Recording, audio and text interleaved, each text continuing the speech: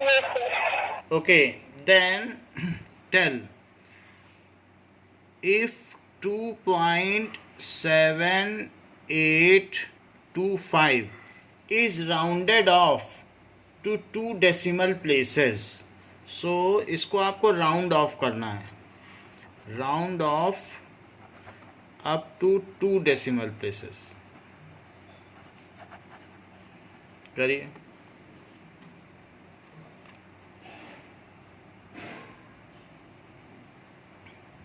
2.78. It is 2.78. Now 2.7835 इसको round of करिए।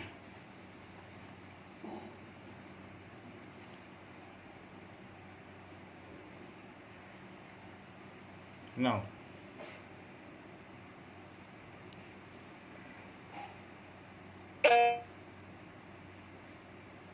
कितना बताया? 2.78. 2.78 क्यों बता रही हो? When 5 is dropped, okay, that means 2.78 two decimal places तक है, तो ठीक है, आपने बताया 2.78। एंड अगर यहाँ होता अप टू 3 डेसिमल प्लेसेस, तब क्या बताती?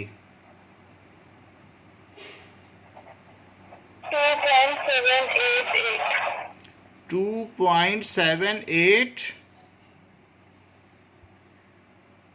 9. और क्लियरली देखो, 2.78 5 को ड्रॉप करना है कि नहीं? So when 5 is dropped and the previous digit is odd number, तो क्या करोगी? Increased by 1. तो करो। 2.78. 2.78 4. हाँ, अभी ठीक है। इसी तरीके से जो हमारा ऊपर वाला नंबर है उसको भी 3 डेसिमल प्लेसेस तक करो। 2.781. 2.78 10. हाँ, क्योंकि ये इवन नंबर है इसलिए इसे क्या किया जाएगा?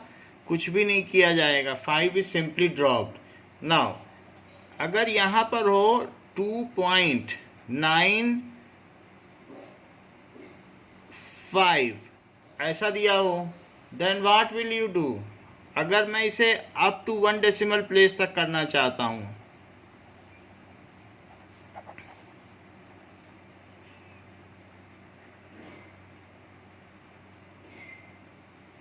2.9. तो बढ़ाओगी नहीं, ऑड नंबर है तो।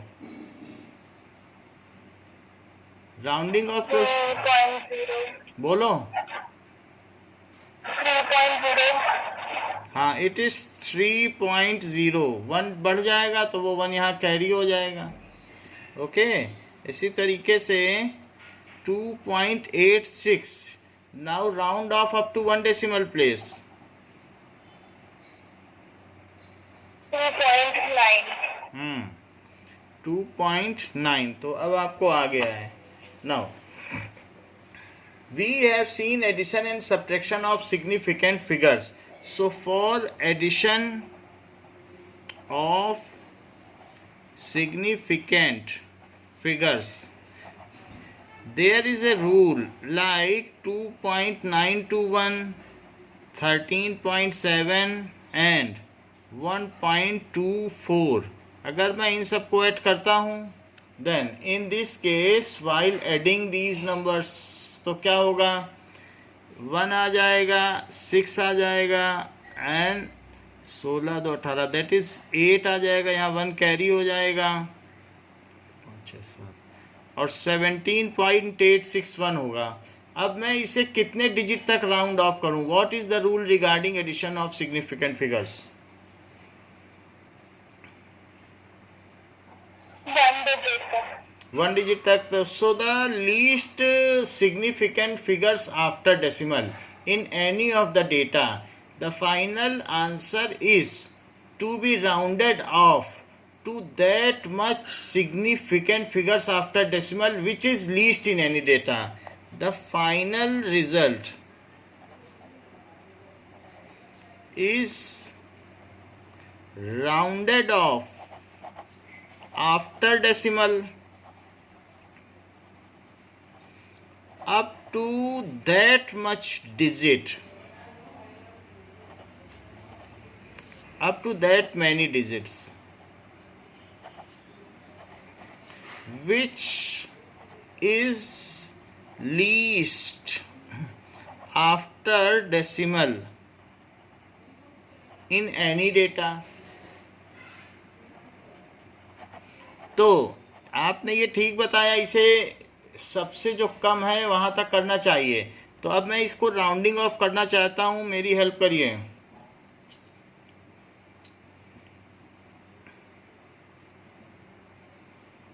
कोई बजट फिगर बोल रहे हैं क्या बेटा? सर, जो आंसर आया उसे एक बार बोल दीजिए, स्क्रीन पर ब्लर आ रहा है। ब्लर आ रहा है तो मैं फिर ठीक करता हूँ।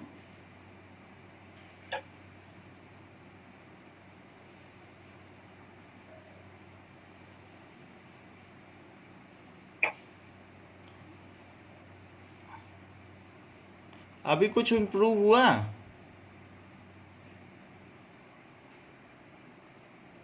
सर, नहीं हुआ? अच्छा, तो आपकी तरफ सर, है, आपकी तरफ से तो गड़बड़ नहीं है। तो ठीक तो होना चाहिए, क्यों नहीं ठीक हुआ?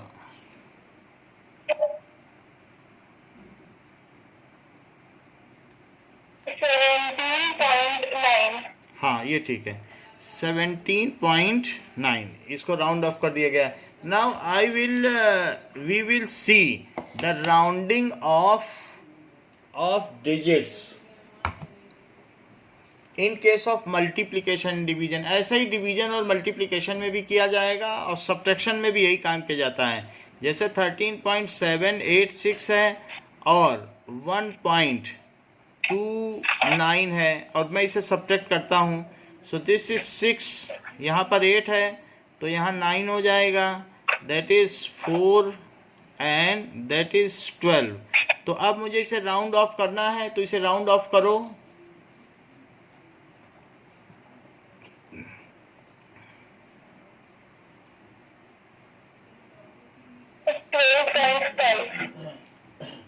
दो डिजिट तक करो ना।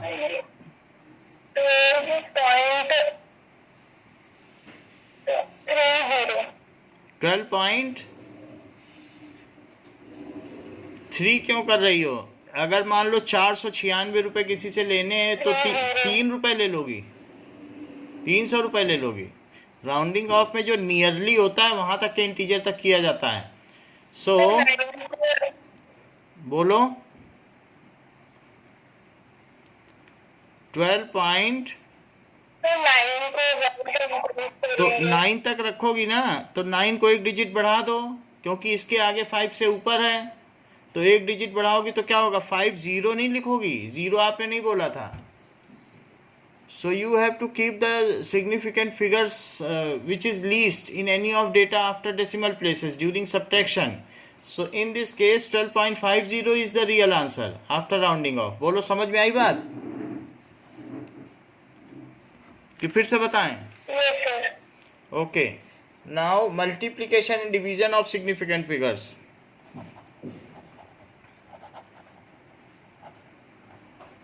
And division of significant figures. So during multiplication and division,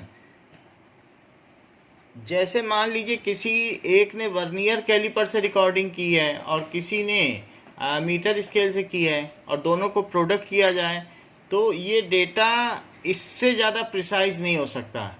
ये 2.5 है, ये 1.25 है, तो मैं दोनों को मल्टीप्लाई करता हूँ। So in final result the total number of significant figure during multiplication can not be greater than the least number of significant figures in any data. मान लो अगर आप मल्टीप्लिकेशन कर रही हो या इसी में डिवीजन भी कर दिया, तो सब कुछ करने के बाद भी मल्टीप्लिकेशन डिवीजन एक ही चीज़ मानी जाती है। तो पहले मैं मल्टीप्लिकेशन में देखता हूँ, और कई बार ऐसा भी होगा कि यहाँ 2.5 है, ये 1.25 है और ये 1.735 है, तो ये सब एक ही चीज़ें हैं। तो इस डेटा का जो आंसर आएगा उसको 2 डेसिमल प्लेसेस तक ही करना है, क्योंकि जो चेन है वो उससे ज़्यादा मजबूत नहीं हो सकती। The data can not be precise more than the weakest least precise data. जो लीस्ट प्रिसाइज डेटा है उससे ज़्यादा तो प्रिसाइज हो नहीं सकता, इसलिए हमें वहीं तक इसे रखना है। इसी तरीके से यहाँ पर भी the data can not be precise, here 2 significant figures are there, here 3 significant figures are there, here 4, so only 2 significant figures should be there. Now I will multiply 2.5 and 1.25. So during multiplication 2.5 into 1.25, तो answer क्या आ गया 5.125। तो मैंने 5.125 लिख दिया है। अब मुझे इसे कितने डेसिमल प्लेसेस तक राउंड ऑफ कर देना चाहिए? 1 तक करना चाहिए, क्योंकि 2 सिग्निफिकेंट फिगर है, यहाँ भी हमें 2 ही चाहिए। तो आंसर बताओ राउंडिंग ऑफ के बाद। 5.1। अच्छा, अब जैसे मैंने यहाँ मल्टीप्लाई कर दिया था 5.125, और अब मैं इसमें डिवाइड करने जा रहा हूँ 1.735 से। सो 1.735 से मैं इसे डिवाइड करूँ। Now it is divided by, फिर से करता हूँ, 2.5 into 1.25 divided by 1.735. So it is equals to 1.801152. So 1.801152, 1.735, 1.80115। चलो इससे आगे नहीं लिखते हैं। अब मुझे बताओ इसको कितने डिजिट तक हमें राउंड ऑफ कर देना चाहिए? 3 तक क्यों करना चाहिए? जो सबसे कमजोर कड़ी है, जो लीस्ट प्रिसाइज डेटा है, वो क्या है?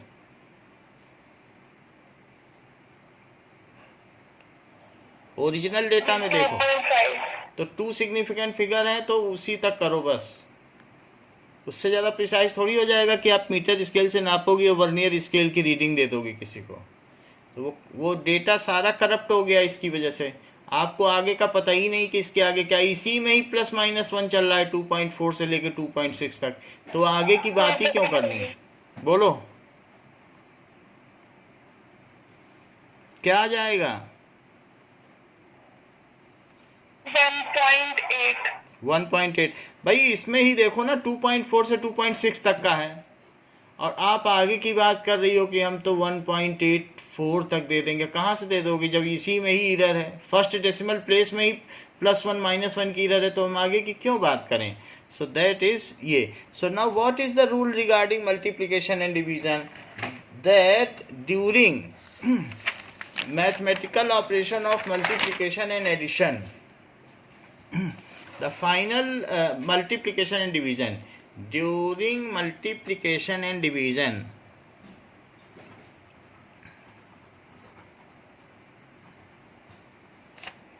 and division operation,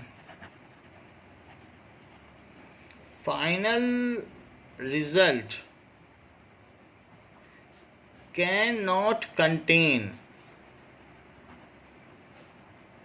ठीक है, कैन नॉट कंटेन की जगह लिखो should contain only that much significant figure, that many significant figure,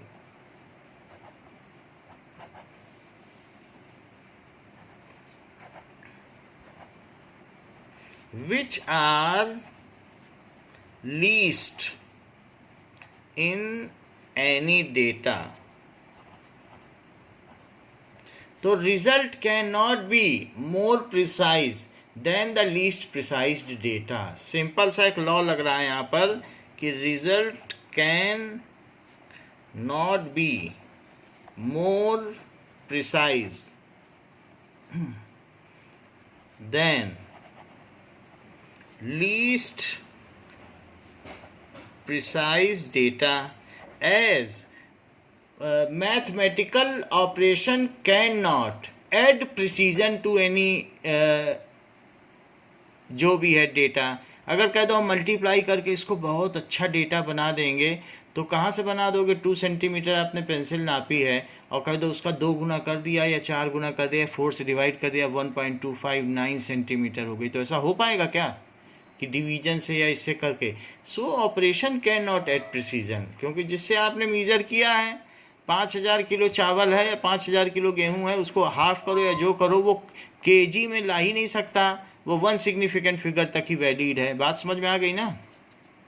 तो इसलिए ये चीज़ हो गई। जैसे मैंने 5000 किलो गेहूं लिया किसी से और मैंने अब इसको 4 से डिवाइड कर दिया, 1/4, तो 1/4 से डिवाइड करने पे ये 1 आ गया, फिर 10 पे 2 आ गया और 5 0।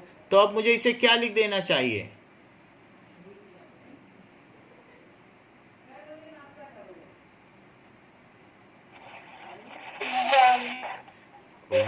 वन तो लिखोगी और भी कुछ लिखोगी कि बस 1 किलो मिलेगा उसको, 1/4 ले रहा है तो उसका जो ऑर्डर ऑफ मैग्नीट्यूड है वो तो पूरा करो।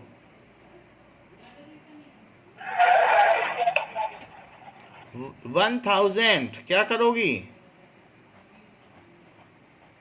समझ में आई बात कि नहीं? तो 1000 हो गया, या इसे लिख सकते हो 1 × 10⁻3, सिर्फ एक डिजिट तक करना है। बात समझ में आ गई? क्योंकि तो आपका जो डेटा एक सिग्निफिकेंट फिगर तक था, फाइनल भी एक ही रहेगा, यही चीज बताई जा रही है। तो इस पर जो कुछ क्वेश्चंस हैं, ऐसे कुछ क्वेश्चंस एक्सरसाइज के हैं जो कि मैं आपसे कराता हूं, तो थोड़ा सा आपको और प्रैक्टिस होगी। नाउ एक्सरसाइज में आ जाओ और क्वेश्चन निकालो। That is question number 1.31। तो 1.31 का पहला सवाल देखो, 0.02856 इंटू 298.15 इंटू 0.112 अपॉन 0.5785। आपके पास कैलकुलेटर है क्या?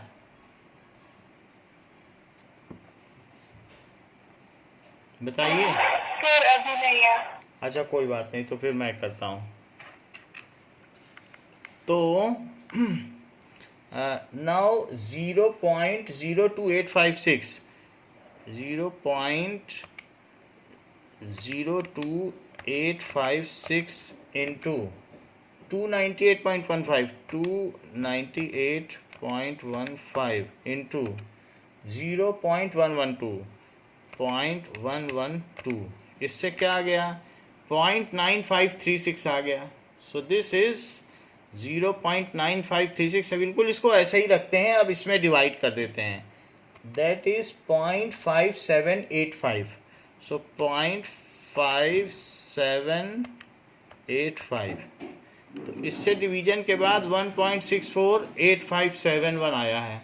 तो 1.6485710 इतना मैंने लिख दिया। अब मुझे बताओ कि अब मुझे क्या करना चाहिए? 1.648। कितने सिग्निफिकेंट फिगर ले लोगे?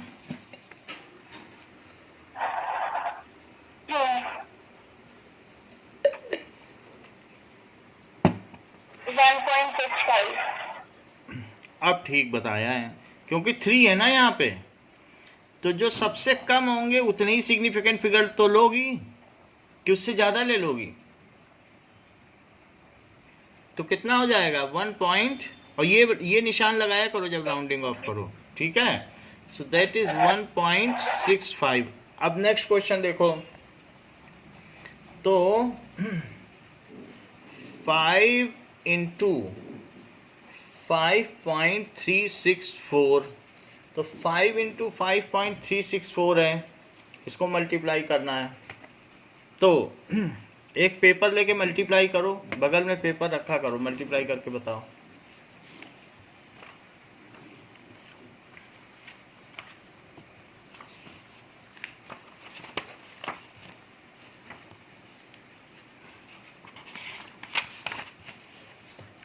वन पॉइंट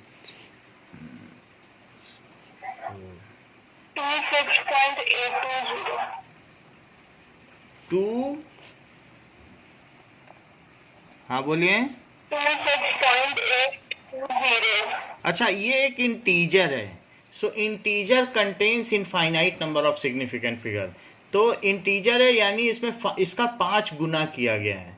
तो अब ऐसा ये दे तो नहीं रहा है, लेकिन बुक कहती है कि if it is multiplied with integer then integer या counting number has infinite number. यहाँ कुछ बताया नहीं गया, ये बुक की गलती है। Infinite number of significant figure, जबकि पीछे के आंसर में इसे एक इनफाइनाइट नंबर माना गया है और इसके 4 माने गए हैं, तो 4 तक रखा गया है।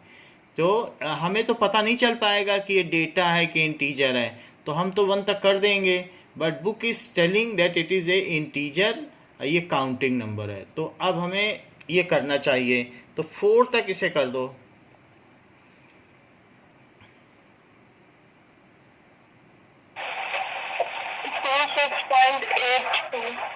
टू 6.82। और अगर मैं इसे मान लेता कि नहीं ये डेटा है, तब क्या करते? If it is considered data, तो तब 1 तक करो।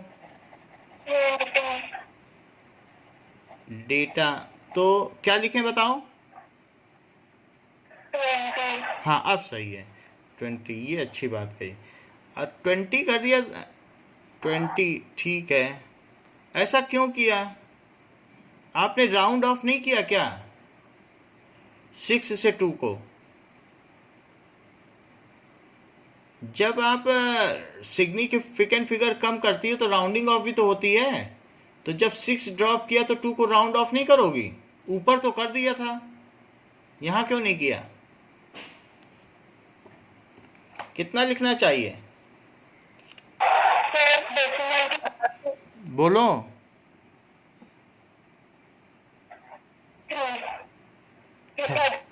30 लिखना चाहिए। तो वाइल डूइंग राउंडिंग ऑफ या वाइल री arranging significant figure you should always round of. अब थर्ड क्वेश्चन देखते हैं। तो ये मैं अपनी तरफ से बता रहा हूँ, ऐसा बुक में नहीं है, बुक में यही आंसर करेक्ट है कि 4 सिग्निफिकेंट फिगर है।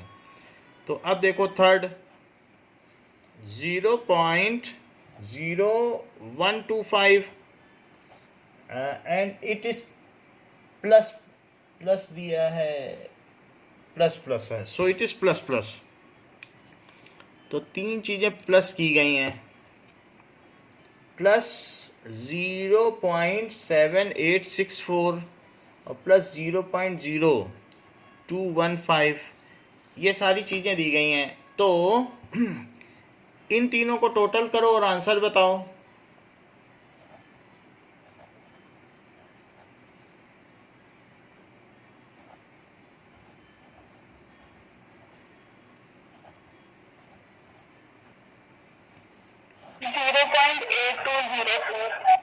$8203.04, चलो ठीक है, 82, अच्छा ठीक है। अब क्या करें?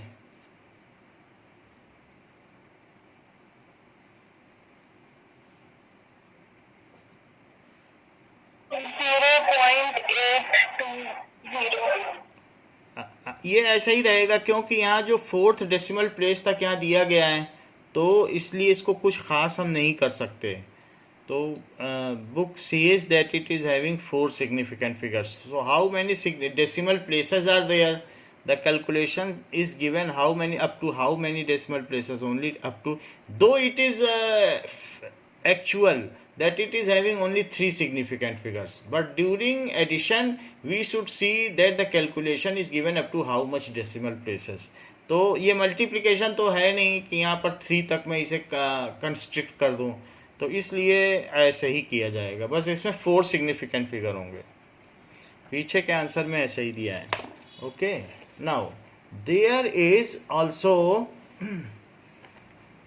क्वेश्चन नंबर, अब देखो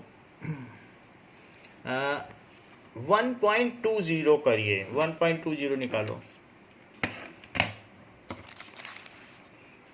सो 1.20 कह रहा है कि इसकी राउंड ऑफ करो अप टू 3 डेसिमल प्लेसेस। सो 34.216 का राउंडिंग ऑफ करो। 3 सिग्निफिकेंट फिगर्स, 3 डेसिमल प्लेस नहीं, 3 सिग्निफिकेंट फिगर्स। तो करिए। 34.2। Okay, now 10.4107। 10.4। 0.04597।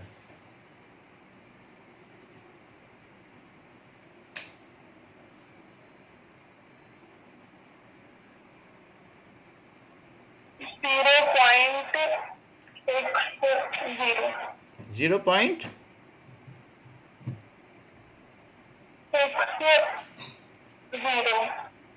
0.0 तो रहेगा ना, और 460 इतना हो जाएगा। ठीक बता रही थी। अब देखो 2808, 2808। बताओ। 281।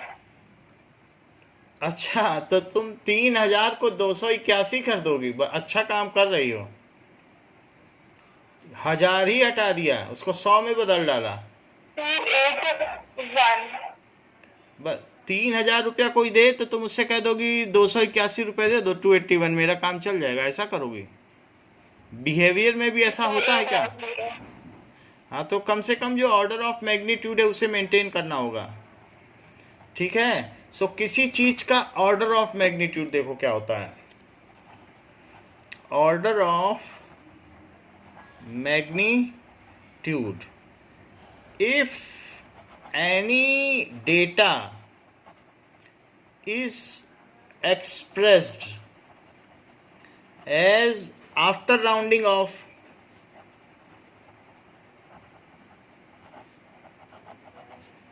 in 10 to the power n, where n is some integer,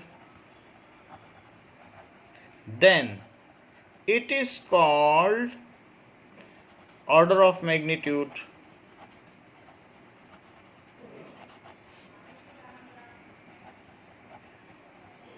जैसे कि 6.022 इंटू 10 टू द पावर 23 है आवागाड्रो नंबर। इसको आप राउंड ऑफ करो, या तो 1 पे करो या 10 पे करो। इसको राउंडिंग ऑफ करो तो ये 1 बनेगा कि 10 बनेगा? बताओ। ये 6 है। अगर 5 से ज़्यादा है तो 10 बन जाएगा, और 5 से कम है तो 1 बन जाएगा। सीधी बात। तो इसको राउंड ऑफ करो। कितना लिखना चाहिए?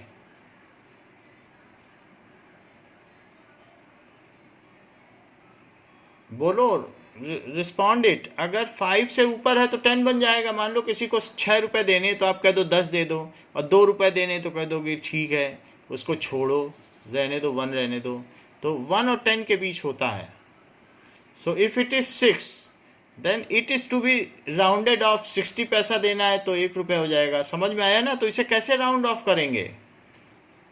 It is to be written as 10। ओके, क्या लिखा जा सकता है?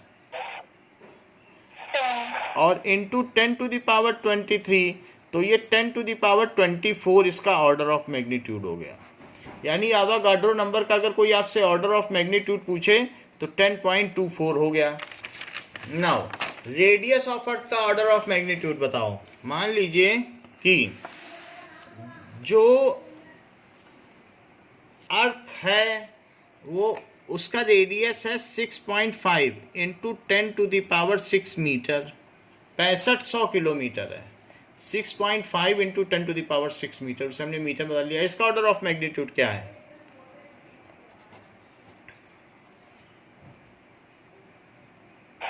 10 to the power 7.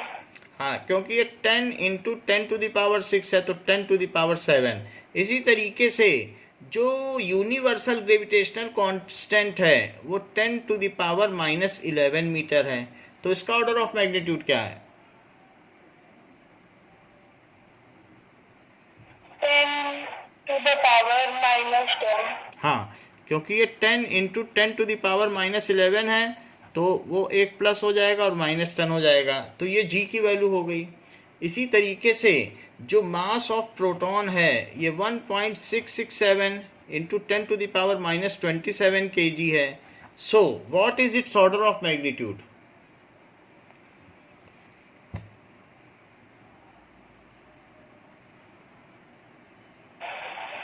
10 into 10 to the power -28. नहीं, 1 रुपए 60 पैसे को सीधा 10 बना दोगी। ये तो 6 रुपए था, 1 रुपए को भी 10 बना रही हो।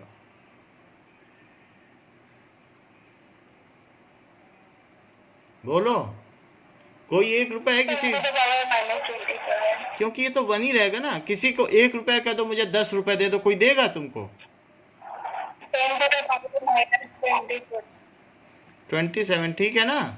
हाँ, तो यही रहेगा बस order of magnitude in KG. Unit रहेगी, यूनिट जो भी रहेगी, सो it is order of magnitude. Now एक क्वेश्चन और है जो कि 1.21 का बी पार्ट निकालो। सो 1.21 बी पार्ट, 1 किलोमीटर में कितने mm ये बताना है, और फिर आगे बताना है that is how much picometre ये बताना है। So that we have to tell 1 kilometre में कितने मीटर होता है, कितने mm है, ये बताओ।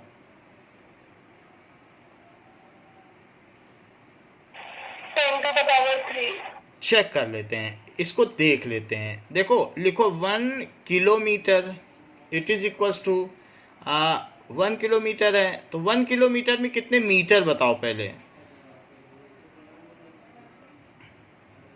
100. अच्छा, 1 किलोमीटर में 100 मीटर। 1000.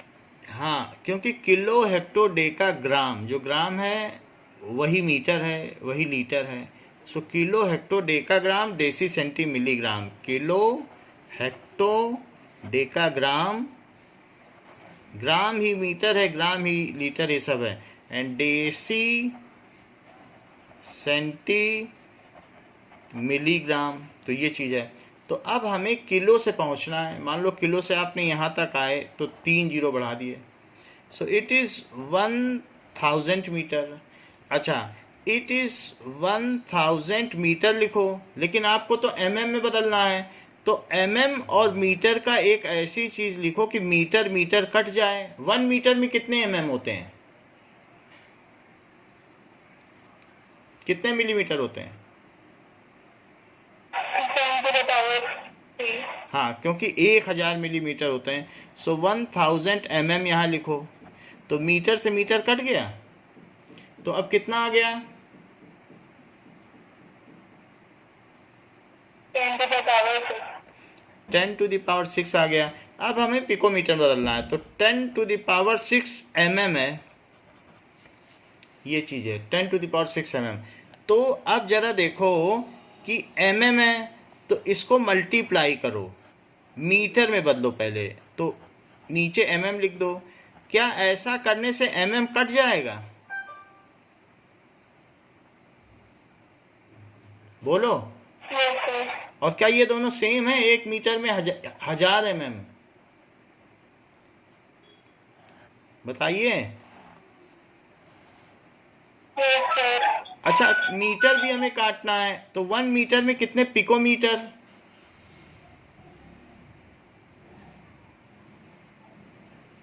10 to the power 12. हाँ, क्योंकि पिकोमीटर छोटा होता है, सो पिकोमीटर, तो मीटर से मीटर कट गया, तो एक तरफ से धीरे धीरे बढ़ते चले जाओ और जहाँ पहुँचना है पहुँच जाओ। तो अब ये 1000 है और ऊपर कितना है, मान लो 1000 से इसे कट कर दिया तो कितना आया 10⁻3, और 3 और इनको दोनों को मल्टीप्लाई करो तो कितना आएगा,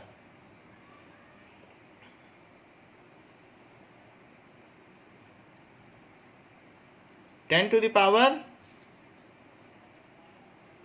how much it will come, 15। हाँ 10⁻15। इसको कहते हैं यूनिट फैक्टर मेथड। अब इसी बेसिस पर अगला सवाल मैं आपसे करवाऊंगा, 1 मिलीग्राम में कितने kilogram, so 1 milligram is equal to how much kilogram. तो सबसे पहले mg से ग्राम में बदलो, 1 मिलीग्राम में मल्टीप्लाई करो कि मिलीग्राम तो कट जाए, और 1 मिलीग्राम में कितने ग्राम,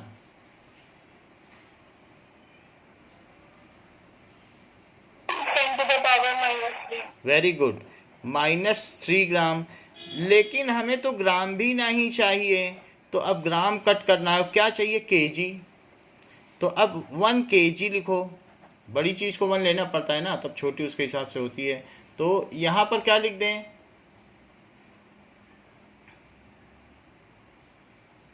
1 केजी में कितने ग्राम, ग्राम भी तो कट करना है, 10⁻3 10⁻3 ग्राम। ग्राम, तो ग्राम से ग्राम कट गया। अब देखो 10⁻−3 है और 10⁻3 है तो कितना हो जाएगा, 10⁻−6 केजी हो गया कि नहीं। अच्छा, एक और भी तरीका बताता हूँ, 1 मिलीग्राम इंटू ग्राम और मिलीग्राम लिखना है तो ऊपर 1 ग्राम लिख दो और नीचे क्या लिख दो, 1 ग्राम में कितने मिलीग्राम, 10⁻3। हाँ 1000 मिलीग्राम। अच्छा, अब ग्राम भी काटना है, तो ग्राम कट करने के लिए ऊपर 1 केजी लिख दो और नीचे 1000 ग्राम लिख दो। तो ग्राम से ग्राम कटा, मिलीग्राम से मिलीग्राम कट गया, तो आंसर क्या आ जाएगा बताइए, नीचे हो गए ना 10⁻6, तो आया नहीं वही आंसर। समझ में आ गई बात। तो इसको कहते हैं यूनिट फैक्टर मेथड, या इसका नाम पड़ता है यूनिटरी मेथड। अच्छा, अब एक चीज मैं आपके ऊपर छोड़ता हूं, जैसे आपने इसको 10⁻6 केजी में बदला है, तो क्वेश्चन कहता है इसको तो हमें नैनोग्राम में बदलना है, तो आप अब इसे नैनोग्राम में बदलिए। 10⁻6 केजी लिख दिया मैंने। अब आगे मैं क्या करूं, अब मुझे सजेस्ट करिए। ये चीज़ है तो एक केजी है, मैं किससे किससे मल्टीप्लाई करूं,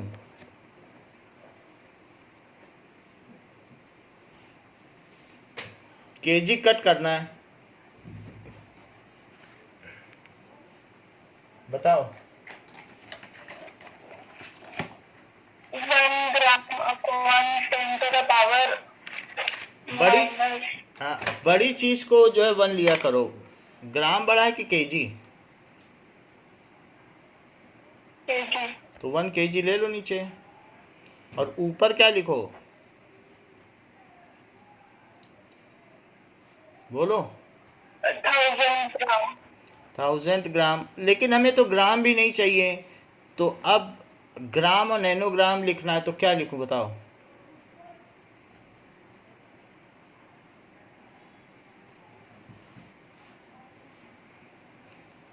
नीचे क्या लिखूं, बोलो, ग्राम तो 10⁻9 ग्राम। अच्छा, 1 नैनोग्राम में 10⁻9 ग्राम होते हैं क्या, क्या बड़ा होता है, ग्राम की नैनोग्राम। हाँ, तो आप कुछ भी कर सकती हैं। सो 1 नैनोग्राम और 10⁻⁻9 ग्राम, ये लिख दिया। अब देखो, केजी से गया केजी, ग्राम से गया ग्राम, अब हमारे पास नैनोग्राम बचा है, तो अब सबको टोटल करो जरा। ये 10⁻6 है, तो 10⁻6 और ये +3 है, तो +3, और यहाँ -9 है, वो भी ऊपर जाके प्लस हो जाएगा, तो +9। तो ये 9 और 3 12 हुआ, और 12 में से -6 चला गया, तो क्या बचा? बोलो, बात समझ में आई?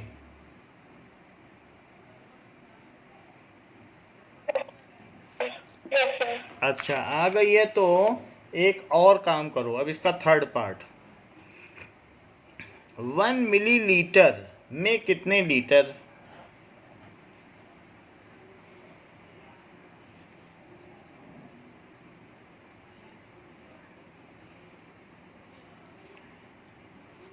One millilitre. 10 to the power -3. अच्छा बता रही हो। सो 10 to the power -3, it is good. अब हमें इसे बदलना है डेसीमीटर क्यूब। सो डेसीमीटर क्यूब। क्या आपको ये बात मालूम है कि 1 लीटर में कितने डेसीमीटर क्यूब होते हैं?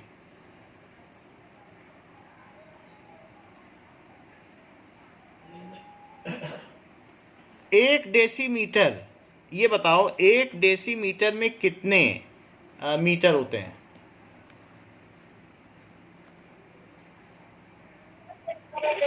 10 to the power -1. चलो बहुत अच्छा, 0.1 मीटर। अच्छा, 0.1 मीटर में कितने सेंटीमीटर होते हैं?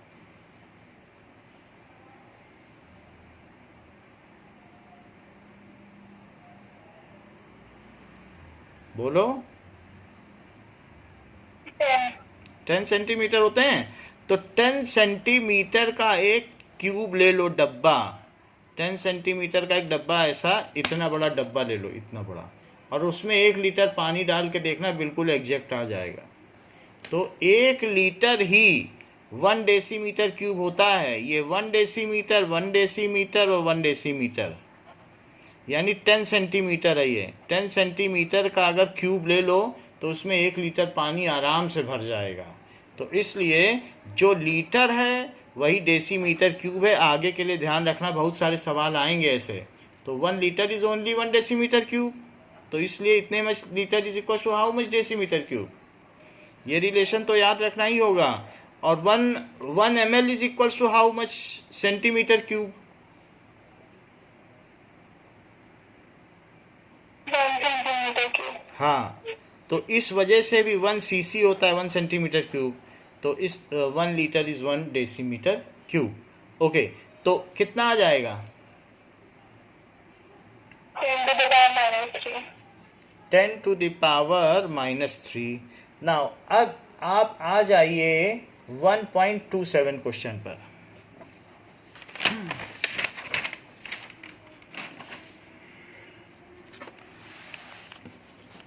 सो 1.27 क्वेश्चन क्या कहता है कि convert them into basic units. So 28.7 picometre को बेसिक यूनिट्स में बदलो।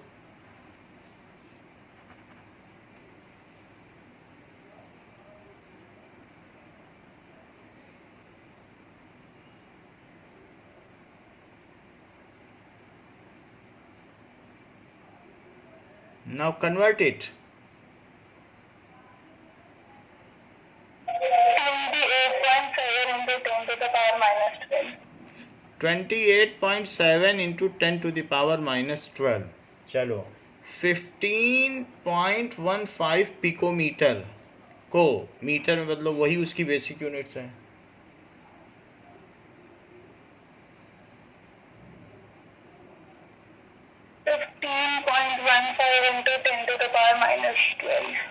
चलो नाउ 25365 mg में कितने? अब जी तो नहीं लग सकता है, यहाँ तो केजी इसकी यूनिट है। तो अब हमें बदलना पड़ेगा, 25365 mg लिखो। इसको मैं किससे मल्टीप्लाई करूं? पहले तो ग्राम में बदलो। ऊपर नीचे क्या क्या लिखूं?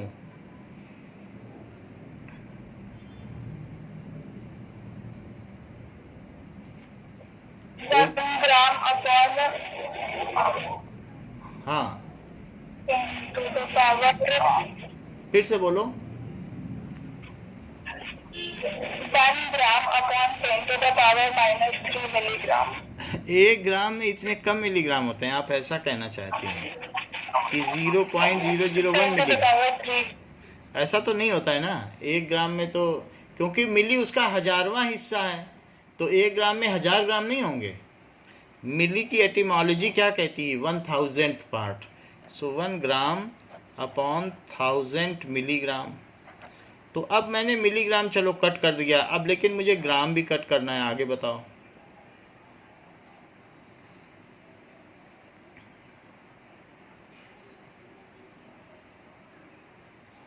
What is next?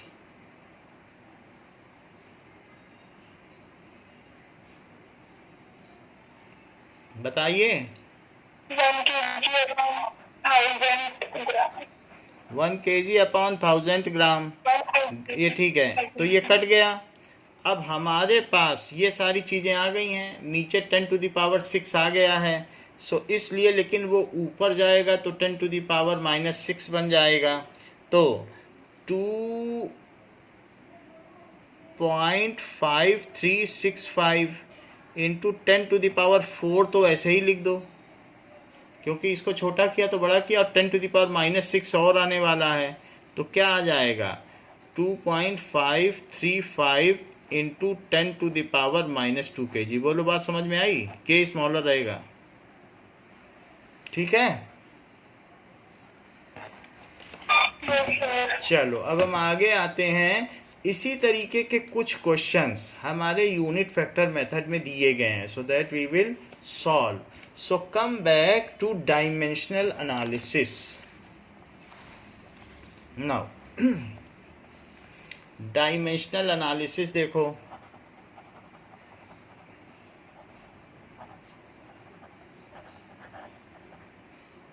Dimensional analysis क्या कहती है कि often while calculating there is a need to convert unit from one system to another. कभी सीजीएसए में, एमकेएस में, कभी एसआई सिस्टम में बदलना पड़ता है।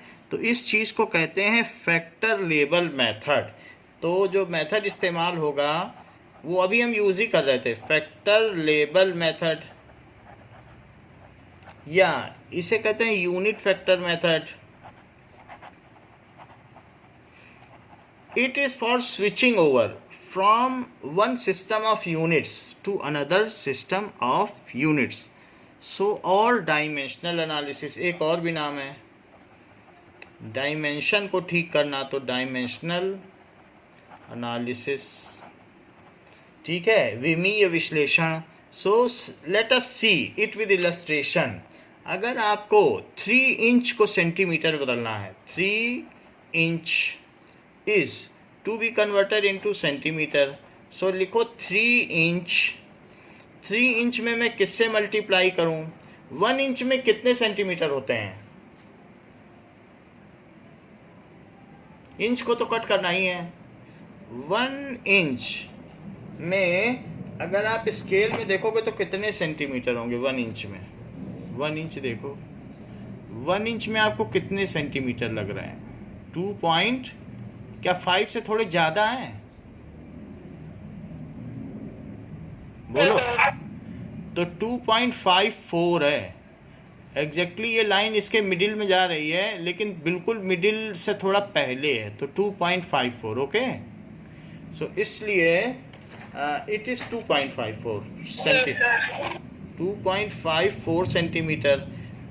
बस इसी को हम बदल लें, इंच इंच कट कर दें और मल्टीप्लाई करके लिख दें, तो कितना आ जाएगा? 3 4 जा 12, 3 5 जा 15 एंड 3 2 जा 6, तो 7.62। This is unit factor method. Now let us see some other example. So 2 litres of milk को मुझे बदलना है मीटर क्यूब में। सेकंड पार्ट दिया है कि 2 लीटर को हमें मीटर क्यूब में बदलना है। अच्छा, मुझे एक बात बता सकती हो कि 2 लीटर में कितने, 1 लीटर में कितने डेसीमीटर क्यूब होते हैं? ये चीज मुझे बता सकती हो?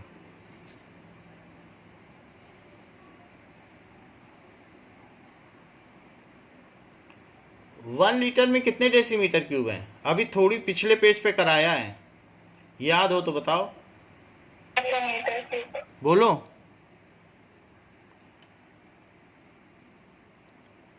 1 litre is equal to how much decimetre cube? थोड़ा आवाज रुक रही, बोलिए।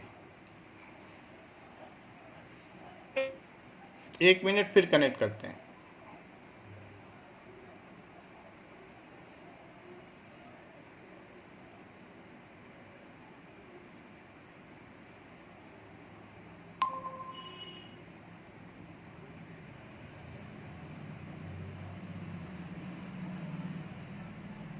Now am I Audible?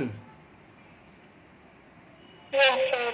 चलो बताओ 1 लीटर में कितने डेसीमीटर क्यूब है?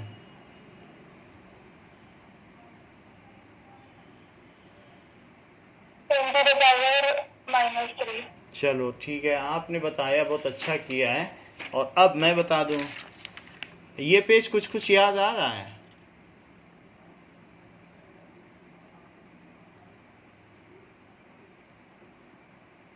बताइए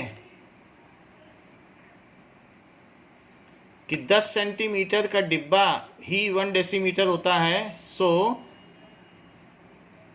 ओके, कि ये हमारे पास एक बॉक्स है, ये एक देखो बॉक्स, तो ये 10 सेंटीमीटर का क्यूब है, ये देखो। तो इसमें 1 लीटर पानी आ जाएगा, और 10 सेंटीमीटर ही 0.1 मीटर होता है और 1 डेसीमीटर होता है, तो ये 1 डेसीमीटर क्यूब का बॉक्स है। सो आपको क्या कहना है, 1 डेसीमीटर क्यूब किसके इक्वल है? इसमें कितना स्पेस है? 1 liter. 1 लीटर है कि नहीं? तो 1 लीटर बोला करो ना, आप 10 to the power -3 क्यों बोल रही हो? सो 1 लीटर में कितने डेसीमीटर क्यूब? 1. चलो अब यहाँ पर 2 लीटर को आप बदलो, तो 2 लीटर में अब 1 लीटर में कितने डेसीमीटर क्यूब लिख दें? 1. चलो 1 डेसीमीटर क्यूब लिख दिया। अब 1 डेसीमीटर क्यूब है, तो अब हम मुझे उसे मीटर में लिखना है। सो 1 मीटर में कितने, 1 मीटर क्यूब में कितने डेसीमीटर क्यूब? तो लिखो 1 metre cube, that is 1 metre का होल क्यूब। और 1 मीटर में कितने डेसीमीटर होते हैं बताओ?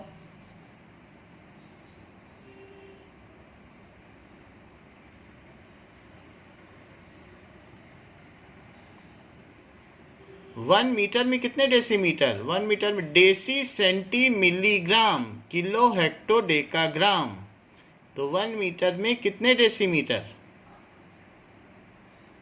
10. हाँ, क्योंकि ये याद रखना mnemonics, kilo hecto decagram deci centi milligram, इससे बहुत सारे सवालों में फ़ायदा मिलता है। तो उससे नीचे जाओगे तो पड़ेगा, तो दैट इज 10 डेसीमीटर, और फिर क्यूब कर दो तो क्या आंसर आ जाएगा?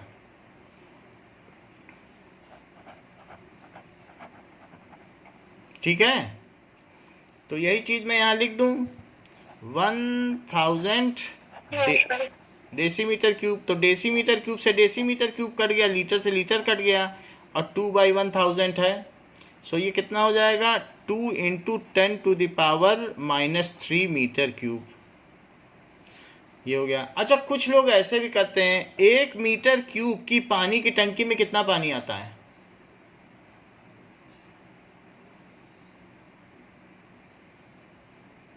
घर के ऊपर 1 मीटर की पानी की टंकी है, क्यूब है, तो उसमें कितना पानी आ जाता है?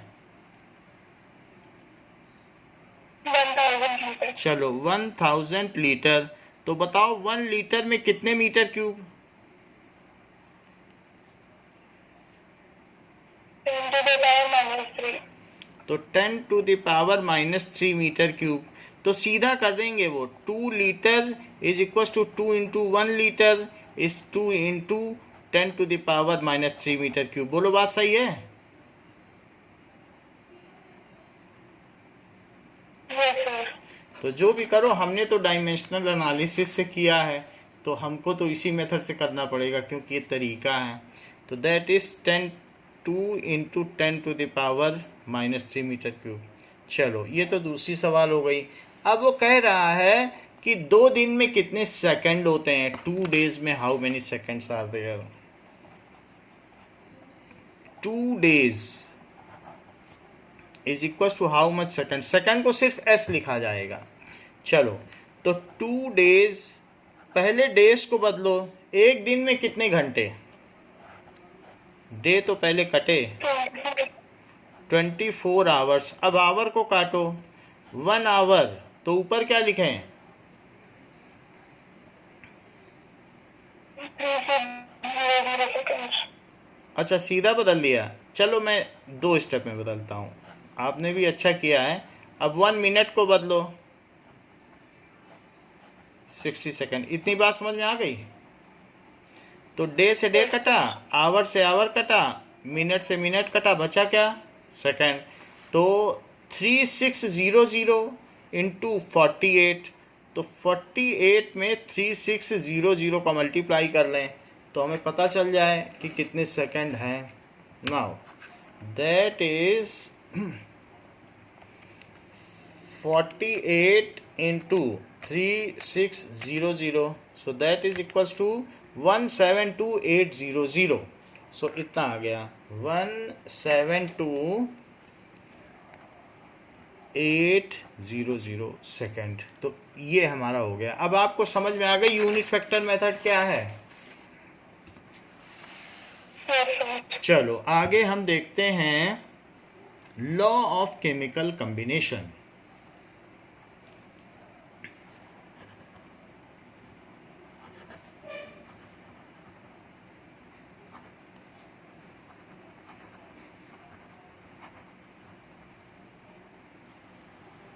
Now first is law of conservation of mass. देखो केमिस्ट्री में law of conservation of mass चलता है, बट फिजिक्स इसे नहीं मानती है। फिजिक्स में law of conservation of energy चलती है, क्योंकि केमिस्ट्री 2 डेसिमल 3 डेसिमल प्लेसेस के आगे बात नहीं करती। फिजिक्स में तो बहुत ज़्यादा प्रिसीजन चाहिए होता है, तो वो सोचती है कि mass is a form of energy, so energy is only conserve. So law of conservation of mass, जैसा कि एंटोनी लेवाशिए ने कहा था, क्लास 9th में हमने पढ़ा भी है, that is matter can neither be created nor be destroyed. So Antoine Lavoisier, mass can neither be created nor be destroyed. वैसे तो इन्होंने आगे ये भी कहा है, जो हम लोगों ने 9th में पढ़ा, ड्यूरिंग केमिकल रिएक्शन, 9th में ये भी लिखा था। चलो ठीक है। सो अगर मान लो आपने कार्बन प्लस ऑक्सीजन लिया, तो कार्बन आपने 12 ग्राम ले लिया, 12 ग्राम ही तो 1 मोल होता है, तो ये 1 मोल है, 1 मोल से रिएक्ट करेगा। 1 मोल O2 कितना हुआ, 32 ग्राम, क्योंकि 16 ग्राम 1 मोल एटम हुआ, लेकिन O2 है तो 32 ग्राम, तो यहाँ CO2 बन गया। तो 1 मोल से रिएक्ट करके 1 मोल बना रहा है, तो ये कितने ग्राम बन गया, 44 gram. So total mass of reactants is equal to total mass of products. Total mass of reactants is equals to 44 gram and total mass of products is equals to 44 gram. So it is in accordance with law of conservation of mass. So it is in accordance with law of conservation of mass. Law of conservation of mass के हिसाब से ये है। So any reaction में भी, चाहे कोई भी रिएक्शन हो, उसमें इसी तरीके से लॉ कंजर्व रहता है। जैसे H2 plus O2 gives H2O, तो हम यहाँ लेते हैं कि 2 मोल है, मान लो 2 मोल है, अच्छा ये 1 मोल है, और ये क्या है, ये 1 मोल है। तो 2 मोल का मोलर मास कितना होगा बताइए,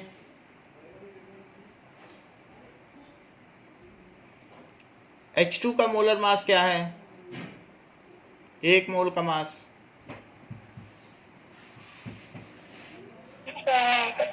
चलो ठीक है। 1 मोल। अच्छा, H का एटॉमिक मास पता है? 1 U होता है। H का एटॉमिक मास क्या है? अच्छा, H2 का मॉलिक्यूलर मास?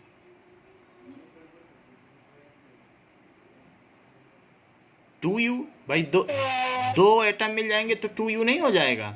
अच्छा, ये बताओ कि ये तो उनका एटॉमिक मास और मॉलिक्यूलर मास है। अगर इसे मोल में व्यक्त करेंगे तो क्या होगा कि molar mass of H2 it is equals to, एक मोल संख्या ली है तो that is Avogadro number. Avogadro number के बराबर कोई चीज लो तो 1 मोल हो जाती है, और into mass of H2 molecule का मास। तो अवागाड्रो नंबर कितना होता है बताओ? 6.022 चलो, बहुत अच्छी बात आपने कही है।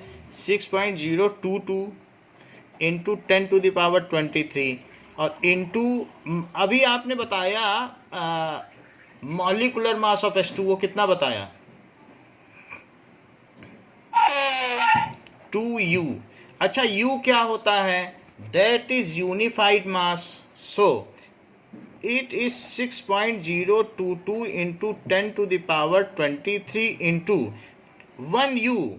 1U आपने छोटी क्लास में पढ़ा है, it is 1/12 into mass of carbon atom. बोलो, ये चीज पढ़ी है? अच्छा, सो it is 1/12 of mass of carbon atom. मैं आपको बता देता हूं कि कितना होता है। So that is mass of carbon atom, it is, ये देख लो, इसी चैप्टर में है, पेज में देख लो, 1.992648 इंटू 10⁻⁻23 पर एटम। कार्बन एटम का मास इतना होता है। बोलो, बात सही है? अच्छा, इसमें किसका किसका मास लेंगे? हमने पहले भी आपसे बताया है कि 6 इलेक्ट्रॉन का, 6 प्रोटॉन का और 6 न्यूट्रॉन का मास ले लो तो 1 कार्बन एटम का मास आ जाता है कि नहीं आ जाता है? सबका मास जोड़ दो, mass of proton, mass of electron और मास ऑफ न्यूट्रॉन तो आपको पता ही है। तो खैर, मैं अब सीधा सीधा लिख देता हूँ, आपके बुक में पेज नंबर 15 पे लिखा हुआ है। तो 1.992648 इंटू 10⁻⁻23 होता है। और इसका भी मैं 1/12 कर दूँ तो 1/12 इसका आप करो तो पता चल जाएगा कि कितना है, और ये ग्राम में दिया है तो मैं इसका 1/12 कर दूं 1.992648 का, तो वही 1U है। तो मैं ग्राम में 1U को निकाल रहा हूं, 1.992648। नाउ 1.992648 ये चीज़ें, और divided by 12 is equals to 12 से कर दिया तो 0.166054 आ गया। So it is 0.166054 into 10⁻⁻23। इसको एक बढ़ा दो, बढ़ाओगे तो क्या होगा बताओ?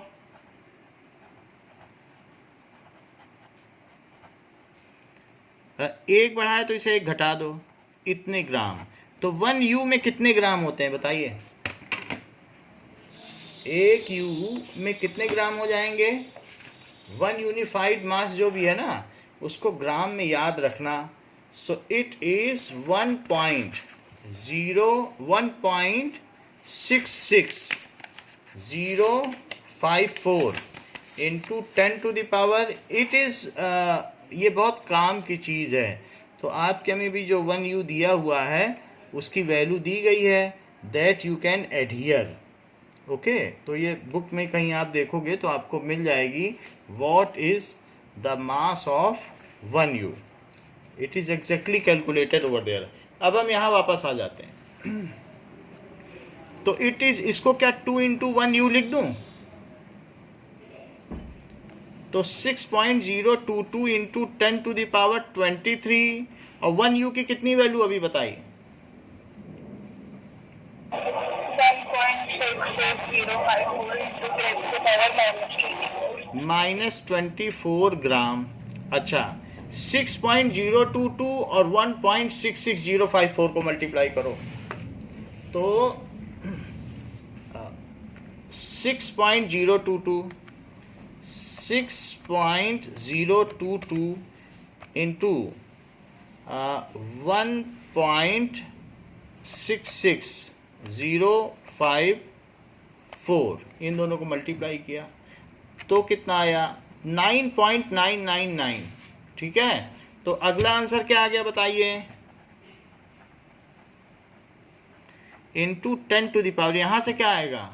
-1 आ जाएगा। तो क्या ये 10 इंटू 10 टू द पावर -1 ग्राम है? तो क्या ये 1 ग्राम है? बोलो। लेकिन यहाँ 2 भी था, Yes, sir. तो 2 को अलग से लिखो, 2 इंटू, यहाँ भी 2 को अलग से लिखो, so that is equals to 2 into, तो ये 2 इंटू, और यहाँ पर भी लिख दो 2 ग्राम। तो मतलब किसी का अगर आपको एटॉमिक मास पता हो या मॉलिक्यूलर मास, तो अगर मैं मोलर मास पूछूं तो क्या वही चीज़ ग्राम में आ जाएगी? जैसे मास ऑफ H2 आपसे पूछा गया तो आपने कहा 2u, और मोलर मास पूछा गया तो इससे मल्टीप्लाई किया तो 2 ग्राम आया कि नहीं आया? Yes, sir. अच्छा, एक बात और मुझे बता दो, छोटी सी है। अगर मैं 1u और आवागाड्रो नंबर को मल्टीप्लाई करूं तो क्या आएगा? क्या आप गैस कर सकती हैं?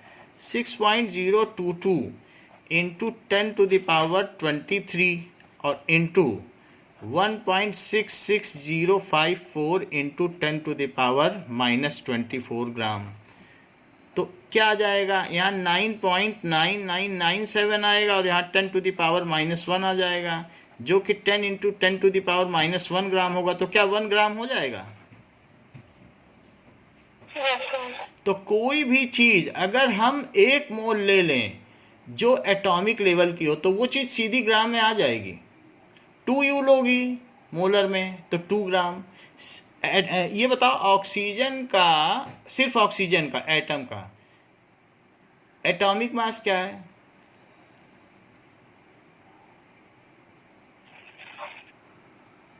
Well, you. 16u। 8 उसमें होते हैं प्रोटॉन और 8 न्यूट्रॉन होते हैं। तो ऑक्सीजन का एटॉमिक मास क्या है बताइए? 16. नाउ जैसे O लिया तो इसका एटॉमिक मास और मोलर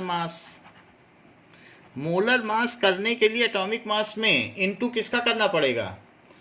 n0 का, क्योंकि मोल के लिए तो उतनी एंटिटी चाहिए ना, n0 से मल्टीप्लाई करना पड़ेगा। तो O का कितना बताया? 16. और मोलर मास? 16 ग्राम. बोलो, बात समझ में आ गई? क्योंकि n0 से मल्टीप्लाई करोगी इसमें तो u और n0 मिलके तो 1 ग्राम बन जाते हैं। हमने अभी आपको बताया 1u इंटू n0 क्या होता है? 1 ग्राम। तो 16u, तो उसी तरीके से सब कुछ कर लो। 16u है तो 16, बाहर से 4 किलो आलू लाओगी तो क्या 4 इंटू 1 किलो आलू है? Yes, sir. तो 16u क्या 16 इंटू 1u है, और 16 टाइम्स ऑफ 1u और n0 से मल्टीप्लाई कर दो, ग्राम बन गया। अच्छा, O2 का बताओ, O2 का मॉलिक्यूलर मास क्या है? 32. चलो अच्छा बता रही हो। Molar mass?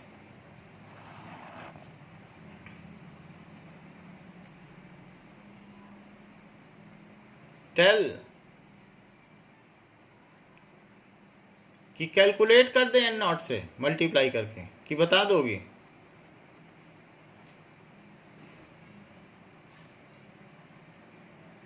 M I audible? Now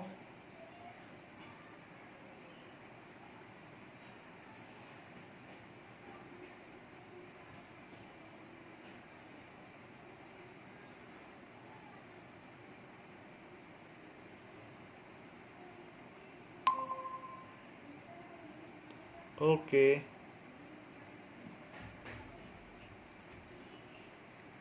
okay, now am I Audible?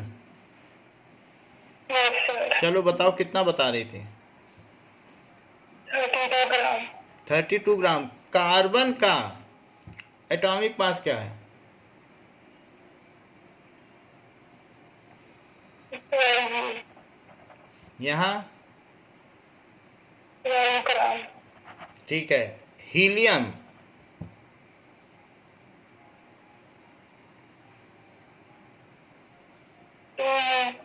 देख लो, ये जो मास हमने बताया है, कितना बताया है? 1.66054 इंटू 10⁻⁻⁻24 ग्राम।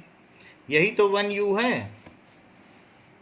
अच्छा, 1.667 इंटू 10⁻⁻24 ग्राम, ये मास ऑफ प्रोटॉन है। 7, थोड़ा सा फर्क जरूर है। या आप इसे केजी में बदलना चाहोगी तो 1000 से और डिवाइड कर दो। 1.667 इंटू 10⁻⁻27 kg। तो बताओ इसके न्यूक्लियस में कितने प्रोटॉन और कितने न्यूट्रॉन हैं?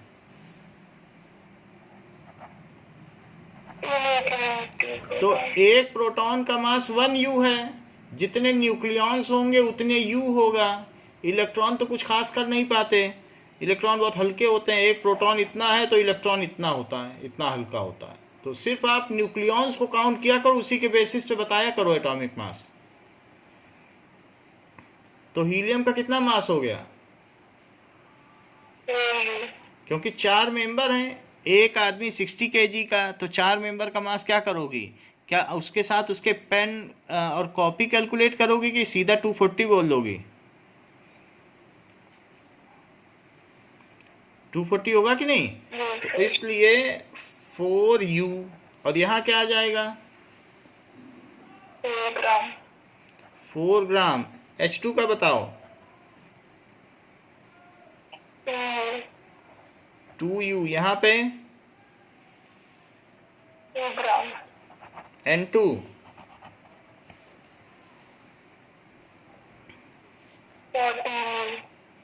ठीक से बताओ, हम आपको बता देते हैं। चलो, इसमें 7 प्रोटॉन और 7 न्यूट्रॉन है। कुछ आइडिया लग रहा है?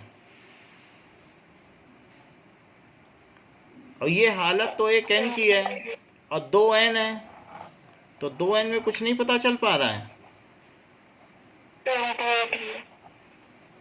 28U। और यहाँ 28 ग्राम. 28 ग्राम। कुछ आइडिया लग रहा है। चलो खैर, अब हम इस मोलर कॉन्सेप्ट को और आगे डेवलप करेंगे अगली क्लास में। इस क्लास के लिए यहीं तक, और नेक्स्ट क्लास आपकी 11:45 पे होगी। Thank you.